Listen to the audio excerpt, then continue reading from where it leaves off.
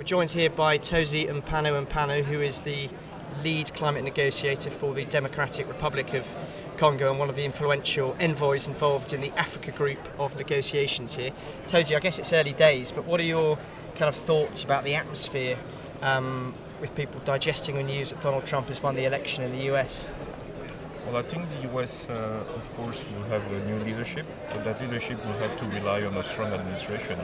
And I think the US high-level officials have understood that the world has embarked upon strong momentum, strong dynamic, which is about transformation.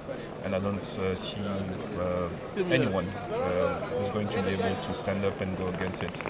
Moreover, when you look at the US commitment to work on this Paris Agreement, it, I think, encompasses many national actions which will happen anyway. So I don't think the Paris Agreement is an instrument which will be in any way burdensome, onerous as far as the US economy is concerned. On the contrary, the Paris Agreement opens the door to opportunities, job creations in new areas, and I think it should be embraced by the new president. So I can only be positive and optimistic looking at the years ahead. Well, you're putting a brave face on it. I mean, Trump has said that he's not going to stick by the climate plan that President Barack Obama has unveiled. They're talking of taking apart the Clean Power Plan. I mean, if the US was to renege on the commitment it made in Paris, even if it didn't pull out of this deal, but if it were to renege on the commitments it made, what kind of message does that send out? Is there a fear that other countries might follow? It will be indeed a very negative signal. It will be sacrificing our future generations, and this is not something we should do. We shouldn't use their atmospheric space, enjoying it, and then leave all the burdens to them.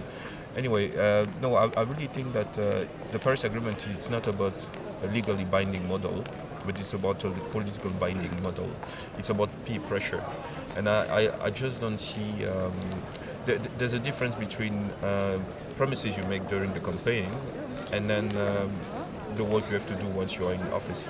And of course, I'm pretty sure that once Mr. Trump is in office, I don't have a crystal ball, but I think that he will take a careful look at the Paris Agreement, at what international climate governance is today, and I'm pretty sure it will follow suit, because it doesn't have any constraint for the US. So, but that's my take.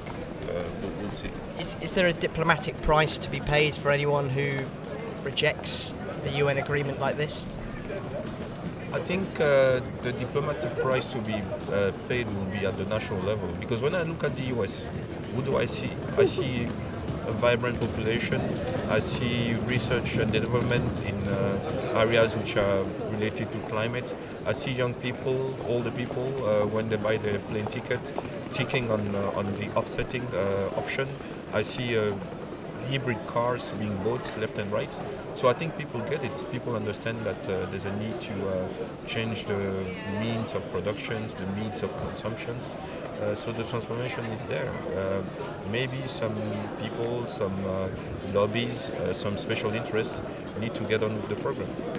One more question. In terms of progress over the next 2 weeks, we've still got a good 10 days of negotiations here. Realistically, can these talks deliver on any of the programs they've been working on, like sort of a new transparency framework, or are we going to have to wait until a new US administration is installed and people can understand what they want to focus on?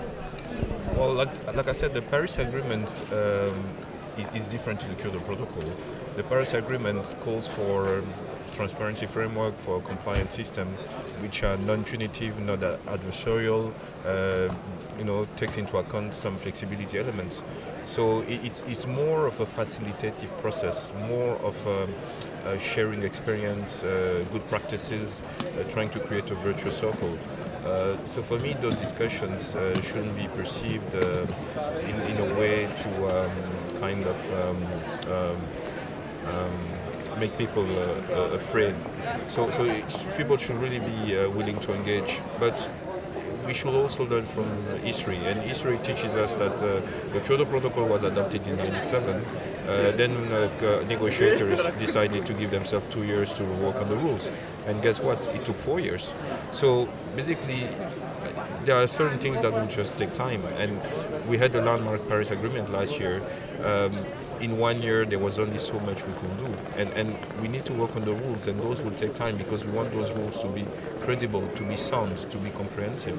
So there'll be progress here in Marrakesh, and then there'll be further progress in the year or years to come. But I'm pretty sure that by the time 2020 kicks in and the Paris Agreement starts, we will start to comply by it. I think the rules will be well in place. But I certainly understand that at this stage we are a little bit in a situation where the first CMA is going to be convened, and we are a little bit in a situation where the cart is before the horses. But this is good for some sound pressure, some healthy pressure on negotiators so that they can get their act together and do the work. Thank you very much, Tosi.